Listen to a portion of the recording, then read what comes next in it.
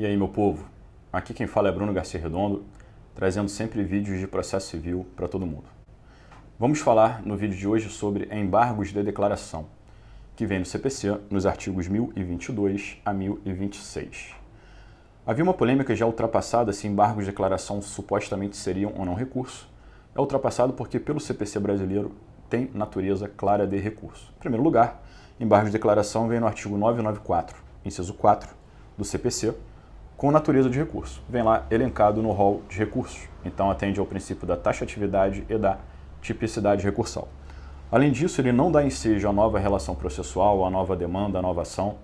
É exercido dentro da mesma relação processual, é voluntário e ele busca o esclarecimento, a integração ou a modificação de uma decisão. Então, se encaixa perfeitamente no conceito doutrinário clássico majoritário de recurso. Alguns brigam e falam assim, não, você não interpõe embargos, você opõe embargos. Mudar o verbo opor ou interpor não muda a natureza jurídica do Instituto. Tem, sem dúvida nenhuma, natureza de recurso, embargos de declaração, e você pode utilizar interpor ou opor, não faz literalmente a menor diferença. Sabendo que tem natureza recursal, vamos analisar aqui as principais características dos embargos de declaração. Embargos de declaração é o único recurso do CPC que não tem prazo de 15 dias. É o único recurso cujo prazo legal é de 5 dias, artigo 1023. Salvo os embargos de declaração que têm 5 dias, todos os demais recursos do CPC têm previsto o prazo de 15 dias para interposição. 1023, parágrafo 1º, lembra-se que se aplica aquele prazo especial do artigo 229 aos embargos, ou seja, quando houver litisconsortes diferentes, com advogados diferentes, de escritórios diferentes, em processos de autos físicos, os litigantes ali podem ter prazo em dobro para embargos de declaração. E eu lembro, ainda que o CPC assim não fale no artigo de embargos, eu lembro que é claro que se aplicam também aqueles prazos especiais dos artigos 180, 183 e 186 do CPC. Há prazo em dobro para Fazenda Pública, Defensoria Pública e Ministério Público. Então o prazo é 5, mas pode ser contado em dobro, virando 10, quando for Fazenda, Defensoria, Ministério Público ou litisconsortes com advogados diferentes, escritórios diferentes em processos de autos físicos. Pelo artigo 1023 do CPC, embargos de declaração também é o único recurso que não se sujeita a preparo.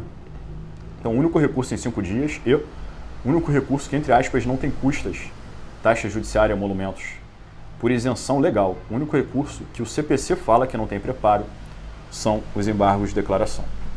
Outros recursos até podem eventualmente não ter preparo, mas aí depende de cada lei estadual. Cada estado regula se o seu recurso vai ter custas, vai ter taxa, enfim.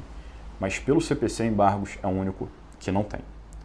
Cabimento. Quando cabe embargo de declaração? O CPC abreviou e facilitou muito a redação de alguns pontos dos artigos de embargos de declaração, acabando com várias dúvidas que só traziam transtornos e não traziam nenhum benefício prático.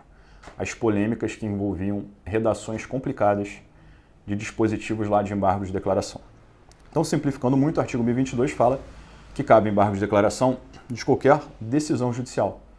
Qualquer pronunciamento judicial que tiver conteúdo decisório, cabe embargos de declaração. Então, cabe contra decisão interlocutória, cabe contra sentença, cabe contra acórdão e cabe contra decisão unipessoal singular monocrática de relator. Então, interlocutória, sentença, primeira instância.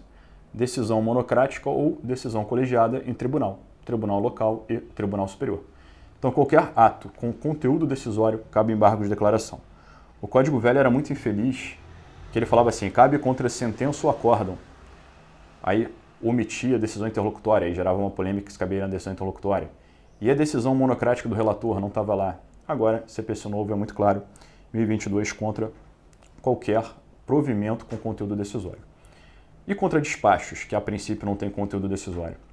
Ainda que a princípio o CPC diga que despachos são irrecorríveis, há julgados de STJ e a doutrina que defende, a meu ver com razão, que devem caber embargos de declaração mesmo contra despachos.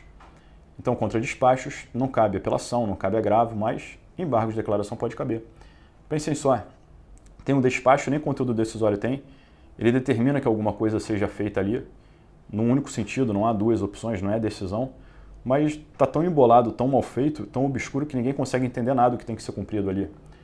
Ainda que não seja estricto senso uma decisão. Manda-se fazer alguma coisa por impulso oficial e ninguém entende nada do que está sendo mandado, você não poderia entrar com uma petição sem nome pedindo esclarecimento? Sim. Por que não embargos de declaração? já que embargo de declaração é um recurso previsto em lei exatamente para omissão, obscuridade ou contradição. Então, havendo uma omissão, obscuridade ou contradição, ainda que seja um despacho, ninguém entendeu nada, em prol da boa-fé objetiva, em prol da cooperação, entra-se com embargo de declaração para tentar entender o que está sendo solicitado ou determinado ou avisado ali para as partes naquele despacho. Fundamentos de cabimento, eu falei aqui de obscuridade, omissão, contradição, vamos lá. Artigo 1022 fala assim: qualquer decisão interlocutória é sentença, primeira instância, ou decisões de tribunais, acórdãos ou decisões monocráticas, unipessoais, singulares de relator. Essas decisões têm que ter determinados tipos de vícios específicos. Lembre-se que embargos de declaração, nas minhas aulas de teoria geral de recurso, embargos de declaração é um exemplo de recurso de fundamentação vinculada. Você tem que demonstrar aquele tipo de vício para caber o recurso. Então, embargos de declaração, recurso de fundamentação vinculada, você tem que demonstrar que qualquer dessas decisões tem um tipo de defeito específico. E os defeitos, vícios que ensejam o cabimento de embargos de declaração são: 1022, inciso 1, obscuridade. Obscuridade é quando a decisão, em um determinado momento, deixa de fazer sentido por uma falta de informação. E a falta de informação pode ser um trecho truncado, falta uma folha, um parágrafo foi sobreposto a outro, você não consegue entender aquelas letras, está num idioma estranho ali, num símbolo, alguma coisa assim. Falta uma informação, um elemento que transforma em ininteligível aquele comando judicial. Ainda inciso 1 fala em contradição. Contradição é quando a premissa deveria levar a uma conclusão diferente da conclusão colocada, da conclusão posta. Então, premissa e conclusão são contraditórias. Ele fala assim: porque está provado que o autor não tem direito, não tem direito, não tem direito, e as provas demonstram que o autor não comprovou o fato constitutivo, aí vem a conclusão. Por isso, julgo procedente o pedido do autor. Premissas contraditórias com a conclusão. Então, premissa contraditória com a conclusão, ou conclusão contraditória com a própria conclusão, ou premissa contraditória com premissa. Então, você tem contradições internas na decisão, seja dentro da fundamentação ou dentro do dispositivo, cabe embargos de declaração para corrigir a contradição. Inciso 2 fala quando houver omissão. Omissão é a falta de uma informação. Seja a falta de julgamento de um pedido, então pedido não julgado, ou pedido formulado, não julgado, ou um ponto ou questão não julgada. Então, decisão omissa sobre um fundamento do autor ou do réu, relevante, ou decisão omissa sobre um pedido. Exemplo, o autor entra pedindo materiais e morais. E sentença julga apenas danos materiais. Cadê o julgamento sobre os danos morais? Sentença omissa. Então tem um fundamento relevante para decidir a questão. O autor invoca um fundamento. O juiz na sentença não analisa o fundamento relevante. Não analisa um fundamento relevante, ela tem uma fundamentação deficiente, ela é omissa sobre um ponto relevante. E quando eu falo de omissão aí e deficiência na fundamentação, além do 1022, inciso 2, falar de omissão, a gente tem que linkar o inciso 2 com o parágrafo único do mesmo 1022, que fala assim: considera-se omissa a decisão que, parágrafo único, deixe de se manifestar sobre tese firmada em julgamento de casos repetitivos ou incidente de assunção de competência, ou seja, sentença que erradamente omite um precedente vinculante, um acórdão repetitivo em RE ou RESP repetitivo, um acórdão em IRDR ou um acórdão em IAC, omite um acórdão repetitivo vinculante, a sentença é omissa. O inciso 2, incorra em qualquer das condutas do 489, parágrafo 1º. Sentença é considerada omissa e por isso cabe embargo de declaração quando tiver deficiência na fundamentação. Quando for nula por ausência de fundamentação, por violar qualquer daqueles incisos do parágrafo 1º do artigo 489. Além de caber em casos de obscuridade, omissão ou contradição, também cabe embargo de declaração para fins de pré-questionamento. E aí cabimento, quarto cabimento de embargo de declaração pré-questionamento vem no artigo 1025. 1025 fala: se consideram-se incluídos no acórdão os elementos que o embargante que entra com embargo de declaração suscita para fins de pré-questionamento. Ainda que os embargos de declaração sejam inadmitidos ou rejeitados, caso o Tribunal Superior, quando for julgar a questão, considere que realmente o acórdão tem o erro de omissão, contradição ou obscuridade. Tema pré-questionamento vai estar nas minhas aulas de recurso especial e extraordinário. Mas vamos resumir. Só cabe recurso especial e extraordinário, ou seja, para alegar que a decisão viola a Constituição, recurso extraordinário, ou que a decisão, o acórdão, viola a lei, e aí cabe recurso especial para a STJ, se o suposto dispositivo ali a tese, o fundamento federal ou constitucional, ele tivesse sido analisado na decisão recorrida. Então a decisão recorrida tem que falar assim, não há violação à Constituição sobre isso. Aí o recorrente tem que falar no recurso extraordinário, está sim sendo violada a Constituição. Não pode a decisão local, o acórdão do tribunal, ser omisso sobre o tema constitucional ou federal. Ou seja, não pode o STJ ou o STF terem que analisar pela primeira vez uma suposta violação à Constituição ou à legislação federal. Essa suposta violação à lei ou à Constituição, se ela existiu antes, já existiu na sentença ou já existiu no acórdão, tem que o próprio juiz ou o tribunal já se manifestar sobre o tema. E aí a última pessoa, o último órgão a analisar aquele tema ser o STJ-STF, em especial extraordinário. Então se exige para especial extraordinário que as questões tenham sido pré-questionadas, que elas já tenham sido levantadas e decididas, ainda que para serem rejeitadas. O tribunal fala, isso aqui não viola. O Código Civil fala isso mesmo, a interpretação do artigo 154 é essa mesma. Aí vem o STJ e fala, não, você está violando a interpretação do 154 do Código Civil. É uma decisão ilegal, não é essa a interpretação correta. Mas esse tema tem que ter sido analisado antes, pelas instâncias ordinárias. Não pode ser analisado pela primeira vez na instância extraordinária. Então se exige pré-questionamento do tema constitucional federal.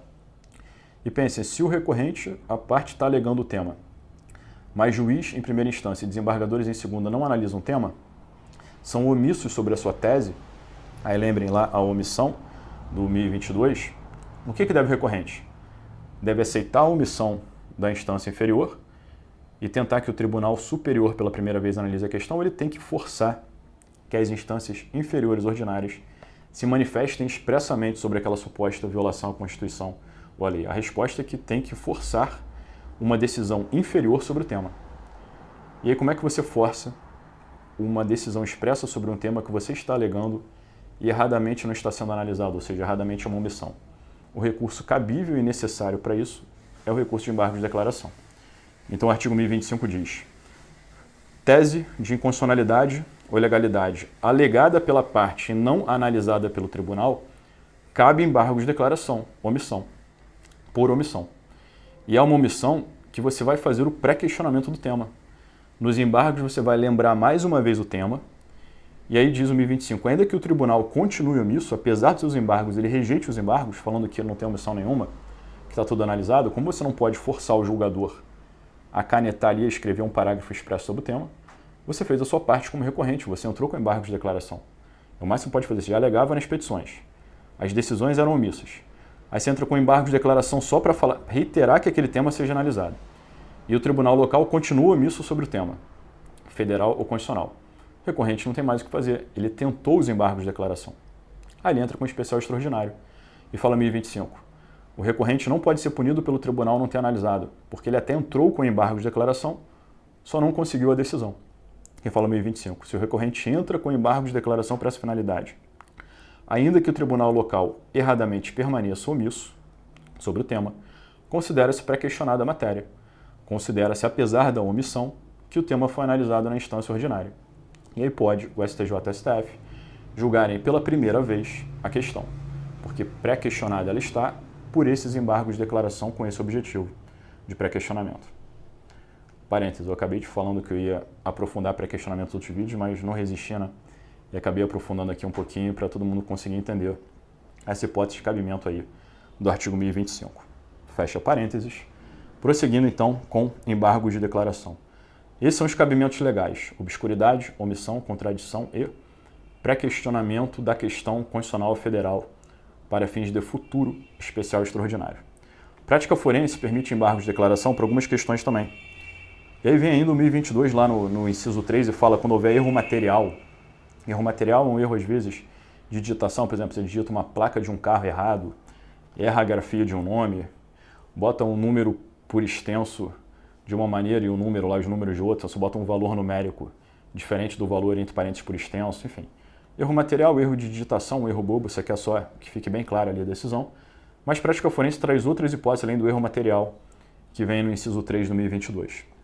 Prática forense fala, cabe embargo de declaração, por exemplo, para erro de cálculo, decisões erradamente citra ou infrapetita, né? Ultra e extrapetita, Então, decisões que não julguem o pedido, ou deem a mais do que o pedido, ou deem fora do pedido. E também para o chamado erro de premissa, equívoco quanto a fato relevante. Embargos de declaração não busca rejulgamento de todas as teses. Embargos de declaração busca julgamento de pontos obscuros, omissos ou contraditórios. Ou também amplia um pouquinho doutrina e jurisprudência, por um erro quanto a um fato relevantíssimo. Aí você quer ter uma reanálise do mérito. A rigor deveria ser, por exemplo, se a sentença erra quanto a um fato relevante, o correto seria a apelação. Mas é um erro tão fundamental, numa avaliação, sei lá, de uma prova tão fundamental, que não é melhor, mais interessante que o próprio juiz já mude de entendimento? Aí erro quanto a fato relevante, vamos pensar assim, o juiz fala, como não teve perícia e não há recibo de pagamento, julgo, sei lá, o pedido improcedente. E aí teve perícia e teve recibo de pagamento. Aí você fala, excelência, equívoco quanto a fato relevante. Ele fala assim, tendo em vista que os autores são maiores, a parte na época era maior e na verdade a parte era menor, e isso muda tudo a conclusão do julgado, você pode falar equívoco quanto a fato relevante. E falar assim, não, excelência, isso aqui você falou errado, folha tal, equívoco, prova está aí, equívoco quanto a fato relevante, mude tudo. A rigor você está querendo mudar o mérito, isso aqui é um rejulgamento da causa, mas por um ponto fundamental que muda toda a conclusão. A rigor não é omissão, nem obscuridade, nem contradição, mas doutrina e jurisprudência admitem embargos de declaração na prática forense para essa finalidade. Efeitos dos embargos de declaração, vamos lá. Efeito devolutivo. É claro que está presente nos embargos de declaração. Você pode levar toda a matéria impugnada, relativa ao capítulo recorrido, né? Se você fala que tem uma omissão só nos danos materiais, só julga nos embargos de declaração o capítulo dos danos materiais. Leva-se toda a matéria, todo o capítulo recorrido para julgamento, com toda a matéria alegada, e lá você também tem um efeito devolutivo em profundidade, efeito chamado de translativo. Efeito suspensivo. Tem ou não efeito suspensivo em embargos de declaração? O artigo 1026 diz, embargos de declaração, a princípio, não tem efeito suspensivo. Efeito suspensivo de suspender a eficácia da decisão. Então, ainda que entre com embargo de declaração, a princípio pode-se executar, através de execução provisória, aquela decisão, com uma única observação que eu, professor Bruno, faço. Embargos de declaração, como regra geral, não tem efeito suspensivo, então a decisão embargada, a princípio, produz efeitos, salvo quando for uma decisão que, depois dos embargos de declaração, ou seja, o recurso típico contra aquela decisão, além dos embargos, seja um recurso dotado de efeito suspensivo automático. Então, exemplo, se a sentença, e da sentença cabe apelação com efeito suspensivo automático, a gente tem que ignorar ou ler numa interpretação sistemática, como 1026, e falar, se cabe apelação com efeito suspensivo automático, ou seja, a sentença nasce ineficaz, os embargos de declaração têm efeito suspensivo automático. Então vem a sentença, embargos de declaração tem que ter efeito suspensivo automático, porque vai vir uma decisão dos embargos, dessa decisão dos embargos você vai entrar com a apelação, e a apelação posterior tem efeito suspensivo automático. Não faz sentido a decisão nascer eficaz para depois nascer ineficaz, né? Então, quando o recurso típico tem efeito suspensivo automático, os embargos de declaração têm efeito suspensivo automático. Dali para frente, na linha, na cadeia recursal, o recurso típico não tem efeito suspensivo automático apeleges, embargos de declaração também não tem. E lembrem que, apesar de não ter efeito suspensivo automático, sempre cabe o pedido de efeito suspensivo excepcional, chamado ope judicis, pelo juiz ou pelo relator. É o que diz o artigo 1026, parágrafo 1º, assim como o artigo 995, parágrafo único. Então, como regra geral, embargos não têm efeito suspensivo de suspensão da eficácia da decisão recorrida, salvo quando o recurso típico tiver o efeito suspensivo automático. Mas o curioso é que os embargos de declaração têm um segundo efeito interessante, chamado efeito interruptivo do prazo para interposição de recursos. Então, protocolados os embargos de declaração, efeito interruptivo do prazo para o recurso típico. Mais uma vez, exemplo, a decisão omissa é a sentença. Da sentença caberia a apelação em 15 dias úteis. Mas você pode entrar com embargos de declaração em 5 dias úteis. Então, da sentença começou lá dia 1, 2, 3, 4, no 5º dia veio os embargos. Embargos têm efeito interruptivo do prazo. Zera-se a contagem, zera-se o marcador, o cronômetro. Volta ao início, e não de onde parou, retorna ao início, retorna ao termo inicial. Então, gastou 1, 2, 3, 4, 5 dias com embargos tempestivos, zera a contagem do prazo da futura apelação. Pode ficar 6 meses na conclusão, vem uma decisão rejeitando os embargos, né, negando o provimento aos embargos no mérito, e dessa decisão que tem a mesma natureza da decisão anterior, isso é importante falar aqui, a decisão que julga os embargos tem a mesma natureza jurídica da decisão recorrida pelos embargos. Então, se você entra com embargos da sentença, a decisão que julga embargos também é sentença. Ainda que seja uma sentença de uma linha para rejeitar, mas é sentença, como se fosse uma complementação da sentença. Se você entra em embargos de um acórdão de tribunal, a decisão que julga os embargos de declaração de um acórdão de tribunal também é acórdão. Se você entra com embargos de uma decisão do relator, a decisão que julga os embargos da decisão do relator também é uma decisão monocrática de relator. Então, vamos lá. Efeito interruptivo do prazo. Vem a sentença, gasta 5 dias, embargos de declaração, interrompe, zera a contagem. Vem a decisão dos embargos de declaração rejeitando, por exemplo. Você tem novos 15 dias para apelação. Ainda que tenha gasto 5 com embargos, não sobram apenas 10 para apelação. Gastou 5, o efeito aqui é interruptivo, zera a contagem e não suspensivo do prazo. Se fosse suspensivo, o tempo gasto com embargo seria descontado do recurso seguinte. Porque da suspensão você retoma de onde parou, você não volta ao início. Essa é a diferença de interrupção para suspensão de prazos. Então, efeito interruptivo do prazo para recurso seguinte. Seja novos embargos de declaração em 5, ou seja, o recurso típico seguinte, que pode ser apelação, recurso especial, recurso extraordinário, agravo interno, o que quer que seja. Todos os prazos de qualquer recurso são interrompidos. É comum falar que os embargos de declaração podem ter os chamados efeitos infringentes. Não confunda embargos de declaração com efeitos infringentes de embargos infringentes. Embargos de declaração com efeitos infringentes também quer dizer embargos de declaração com efeitos modificativos. Quer dizer que os embargos de declaração às vezes podem modificar a decisão. E é natural que embargos de declaração possam ter efeitos infringentes ou modificativos. Porque dependendo do tipo de vício, exemplo, tem uma contradição. Se tem uma contradição entre premissa e conclusão, o juiz vai ter que adotar uma das duas teses. E pode ser que quando ele vá corrigir, sanear a contradição, ele tenha que mudar a conclusão. Então é claro que como resultado de um julgamento de uns embargos de declaração, por exemplo, contra a contradição, venha por consequência a decisão ser modificada. O mais importante é o seguinte, sempre que os embargos de declaração tiverem risco de modificar a decisão, ou seja, sempre que os embargos de declaração tiverem um potencial infringente, potencial modificativo, é essencial intimar o embargado para apresentar contrarrazões. Embargos de declaração não tem contrarrazões obrigatórias. Embargos de declaração tem contrarrazões facultativas se for para rejeitar os embargos. Pelo artigo 9 e 10, principalmente artigo 9 do CPC, você não precisa dar contraditório quando o sujeito não vier a ser prejudicado. Então é para rejeitar os embargos contra a sentença. O juiz quer rejeitar os embargos, não precisa intimar o embargado, rejeita direto os embargos. Isso não viola contraditório. Só que os embargos têm um risco, têm um potencial de serem infringentes, modificarem a conclusão. Aí o julgador tem que intimar o embargado para contrarrazões ou embargos também em 5, e aí depois dar a decisão dos embargos. É o que diz o artigo 1023, parágrafo 2º. O juiz intimará o embargado para, querendo se manifestar em 5 dias sobre os embargos, caso seu eventual acolhimento possa modificar a decisão embargada.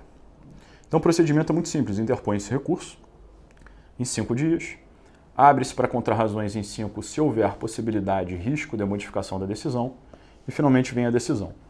E a decisão dos embargos tem a mesma natureza jurídica da decisão recorrida, da decisão embargada. O 1024 diz que os embargos deveriam ser julgados pelo julgador em 5 dias também, mas é um prazo considerado chamado de impróprio, porque é um prazo para o Poder Judiciário, e se o Judiciário descumpre, infelizmente não há punição, não há consequência nenhuma.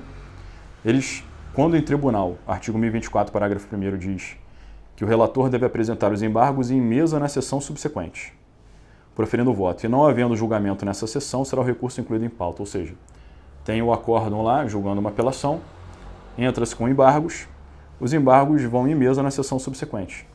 Ou, não havendo julgamento na sessão, será o recurso incluído em pauta, tem que publicar pauta de julgamento automaticamente.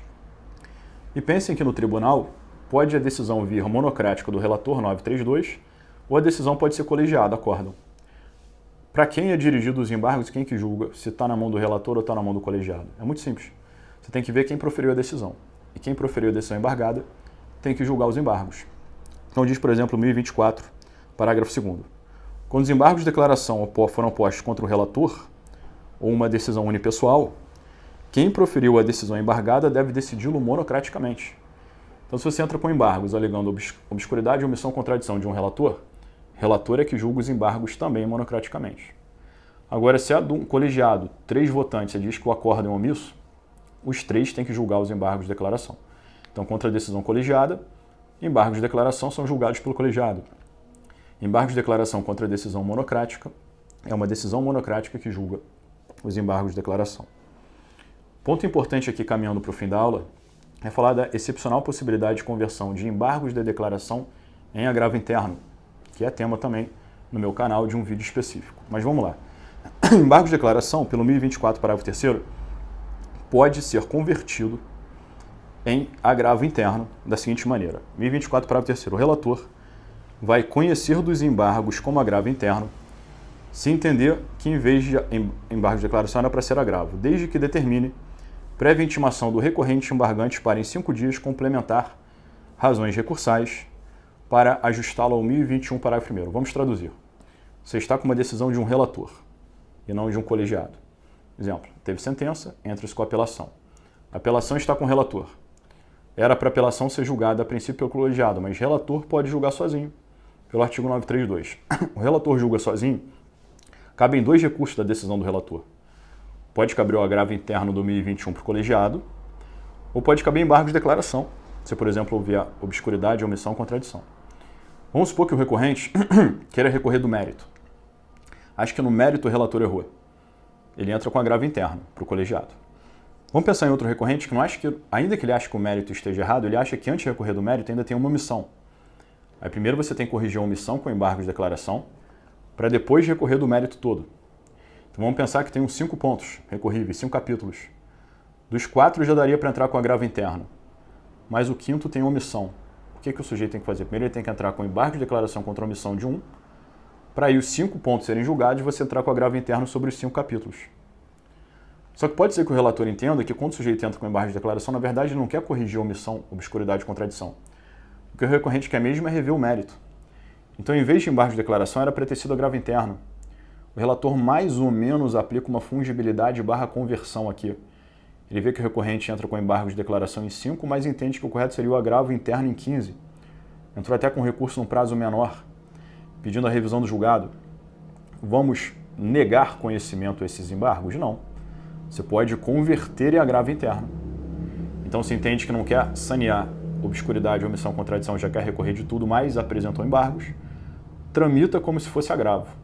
Mas aí diz o CPC, é essencial intimar esse embargante para aumentar as razões, para trazer complementações de razões recursais para converter o embargo em agravo. Por quê? Porque pensem, 5 capítulos na decisão. Se você fosse entrar com agravo interno, você recorreria dos erros dos 5 capítulos. Só que você preferiu entrar com embargos antes só de um dos capítulos que você disse que tem omissão. Só que o relator entendeu que você está recorrendo, você quer recorrer de tudo. Só que nos seus embargos, você não falou dos 5. Você fala só de um tema. Você estava guardando os outros 4 mais esse para depois para agravo interno.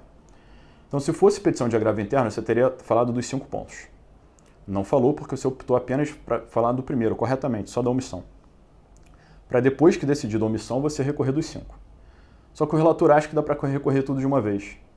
Pense, se o relator não intimasse o recorrente para complementar as razões e não desse oportunidade de, além da primeira que está no recurso, ele falar das outras 4, se o relator levasse direto os embargos convertidos como agravo interno, só teria um dos 5 capítulos escritos nas razões recursais.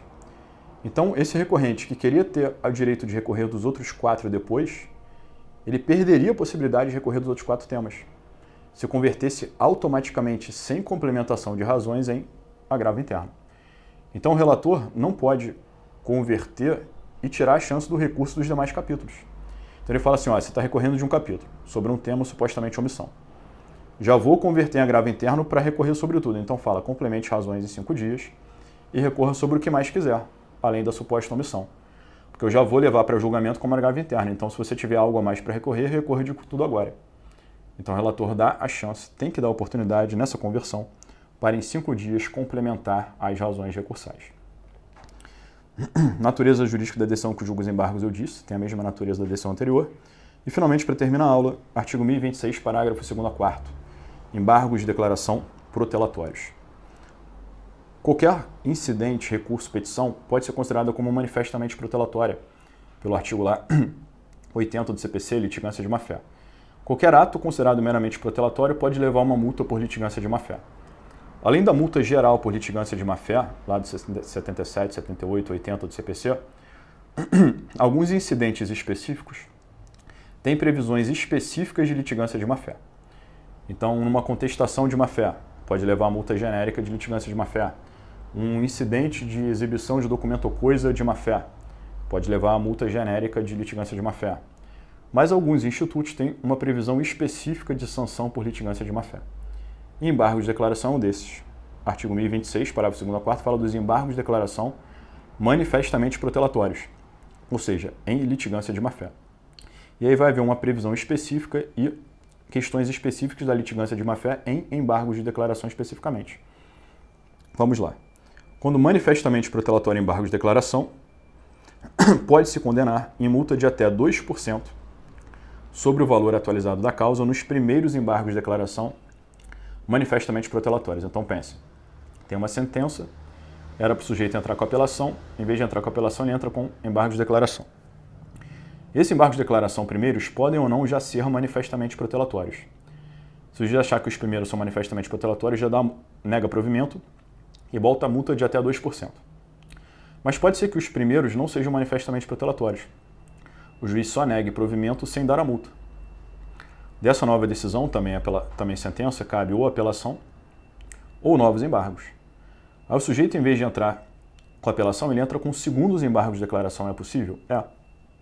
Aí pode ser que o juiz, ao julgar esses segundos embargos de declaração em sequência, considere que esse segundo seja o primeiro protelatório. O primeiro não era protelatório, mas o segundo é. Aí ele dá a multa, primeira multa de embargos protelatórios. Essa primeira multa até 2%. Mas pode ser que o juiz considere que esses segundos embargos não sejam protelatórios ainda. E ele só rejeita no mérito sem dar a multa. Rejeita no mérito sem dar a multa, vem a nova decisão, contra ela cabe apelação ou terceiros embargos. E o sujeito pode optar por terceiros embargos. E pode ser que só nesses terceiros embargos é que o juiz considere que ele seja o primeiro protelatório. Então, você tem uma infinidade, não há limitação numérica de embargos não protelatórios. Mas chega em um determinado momento da cadeia recursal, embargos, dos embargos, dos embargos, dos embargos, em que o jogador já pode considerar desde o primeiro, ou o segundo, o terceiro, o quarto, o quinto, o décimo, o que quer que seja, como os primeiros protelatórios. E os primeiros protelatórios são punidos com uma multa de até 2%. E desses primeiros protelatórios, para caber novo recurso, seja, no meu exemplo, a apelação ou outros embargos, é essencial depositar o valor da multa para entrar com o segundo recurso, com o recurso seguinte. Então a multa de até 2% tem que ser, além das custas do recurso seguinte, tem que depositar a multa mais as custas para que caiba o próximo recurso, imediatamente subsequente. Esse imediatamente subsequente pode ser o recurso típico, por exemplo, a apelação, ou pode ser novos embargos, após o primeiro protelatório e a primeira multa.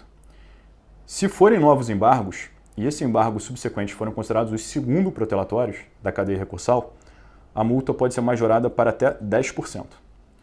Então entrou com segundos protelatórios, multa de até 10%. E fica proibido embargos de declaração em sequência. E para entrar com o recurso seguinte, tem que depositar a segunda multa. Então veja, tem 6 embargos não protelatórios, chega o 7º, leva a primeira multa até 2%. Posso entrar com o recurso típico seguinte ou embargos. Para entrar com o recurso típico seguinte ou embargos, tem que depositar a primeira multa de até 2%. O sujeito opta por continuar entrando com embargos de declaração. Esse seguinte pode não ser protelatório, o juiz pode só negar provimento. Mas vai que ele aplica uma segunda multa de protelatórios. Essa segunda multa é de até 10%. Fica proibido novos embargos de declaração em sequência, acaba a cadeia recursal de embargos e o sujeito só pode entrar com eventual recurso típico, se existente, se ainda tiver para onde recorrer. E para esse recurso típico seguinte, é essencial depositar a multa de até 10%. É o que diz o 1026, parágrafo 4º. Não serão admitidos novos embargos de declaração se 2 anteriores houverem sido considerados protelatórios. Então, para os recursos seguintes, artigo 1021, parágrafo 5º e 1026, parágrafo 3º, existe o depósito prévio dessa multa como condicionante para a interposição do recurso seguinte. E essa multa por embargos protelatórios pode ser acumulada, sem o menor problema, não há bis in idem, com outras multas de litigância de má-fé em outros institutos. Exemplo, contestação protelatória, multa geral da litigância de má-fé do artigo 80. Já levou uma litigância de má-fé lá do artigo 80, nada impede de levar nos embargos uma multa por embargos protelatório. Depois virou um agravo interno e levar a multa por agravo interno protelatório. Aí depois na execução, em uma execução, você tem uma multa ali na execução por ato atentatório à dignidade da justiça. Então essas multas são cumuláveis. O que você não pode ter bis in idem é 2 multas pelo mesmo fato. Então você não pode botar a multa por embargos protelatórios e a multa de litigância de má-fé do 80 pelos mesmos embargos. Pelos mesmos embargos não cabem 2 multas por litigância de má-fé. Mas por outros incidentes, outros atos processuais, cabem outras multas sem o menor problema. E finalmente o artigo 1024, parágrafo 5º fala: se os embargos de declaração, fala do hipótese de embargos de declaração por uma parte e ao mesmo tempo recurso típico pela outra. Pensem, sentença dando sucumbência recíproca. Autor pede 100, ganha 50. Sucumbência recíproca. O autor pode recorrer para aumentar de 50 para 100 e o réu pode recorrer para levar de 50 para 0. Os dois poderiam entrar com apelação. Só que um entra com embargo de declaração em 5 e o outro em paralelo entra com a apelação em 15. O autor entrou com embargo de declaração, o réu entrou com apelação. O que acontece? Diz CPC. Primeiro tem que se julgar os embargos. A apelação fica paralisada. Esses embargos vão ser julgados. E o que acontece com a apelação? Ela tem que ser reiterada? Ela tem que ser complementada ou não? A apelação da outra parte já interposta. Porque se o autor entrou com embargo de declaração e vem julgado em embargo de declaração, o autor tem direito a uma futura apelação.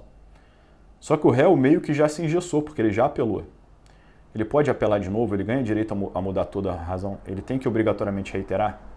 O que acontece? Aquele autor que entra com embargo de declaração rejeitados, ele tem um novo prazo de 15 para entrar com a apelação, isso não tem dúvida. Mas quando tiver nesse novo prazo de apelação de 15 do autor, o que o réu tem que fazer nesses 15 espelhados? Se ele já entrou com a apelação antes. 1024, parágrafo 5º fala: se os embargos de declaração forem rejeitados, da outra parte, forem rejeitados ou não alterarem a conclusão, o recurso típico interposto pela outra parte, antes da publicação dos embargos, será processado e julgado independentemente de ratificação. Então fala assim, se um cara já apelou da sentença e o adversário entra com embargos, e os embargos são rejeitados ou não modificam nada, esse adversário não tem que fazer mais nada, porque a sentença está igual. A sentença não foi modificada e ele já apelou. Então a apelação dele vai ser processada e julgada independentemente de uma nova petição pedindo, olha, leia mesmo a minha apelação. No Código Velho existia uma súmula errada, a doutrina dizia errada, do STJ, que era a súmula 418 revogada, que falava assim, não caberia recurso especial protocolado antes da publicação do acórdão dos embargos sem posterior ratificação. O STJ entendia que se um cara entrasse com especial e o outro com embargos, e não mudasse nada dos embargos de declaração, o cara que entrou com especial tinha que jogar uma petição de uma folha e um parágrafo falando, olha, quero mesmo que processe o meu especial. Uma petição totalmente desnecessária. Essa reiteração era desnecessária se o julgado não mudasse nada. E essa súmula do STJ foi revogada para vir uma súmula nova, pós-Código de 2015, e agora compatível com o novo 1024, parágrafo 5º, que é a súmula 579 do STJ, que assim fala. Não é necessário ratificar o recurso especial interposto na pendência de embargo de declaração quando for inalterado o julgamento anterior. Em outras palavras, a súmula só fala de recurso especial porque é uma súmula do STJ, mas cabe para qualquer recurso típico. Então vamos lá. Um sujeito entra com embargo de declaração, o outro entra com recurso típico. Recurso típico não é processado, fica paralisado. Julga-se embargo de declaração. Se embargo de declaração alterar a conclusão, os dois têm novo prazo recursal. O sujeito que entrou com embargo de declaração pode entrar com recurso típico em 15, da nova decisão modificada, e o adversário que tinha entrado com recurso típico em paralelo tem novo prazo recursal para complementar, ratificar, modificar o recurso típico dele, porque a decisão que ele tinha recorrido não existe mais, ou não existe mais em parte. Foi modificada, da parcela modificada você pode ter um novo recurso. Só que, se o adversário entra com embargo de declaração e o outro entra com o recurso típico, e os embargos de declaração são rejeitados ou, ainda que providos, não mudem nada, é um erro material, uma coisa assim, o adversário que tinha entrado com recurso típico já recorreu. E a decisão não foi modificada, ele não tem que fazer mais nada, ele não precisa reiterar o recurso dele e também não pode modificar ou complementar o recurso. O recurso vai ser processado independentemente de ratificação. Meus amores, espero que estejam gostando aqui das aulas e do vídeo. Por favor, continuem comigo. Até a próxima.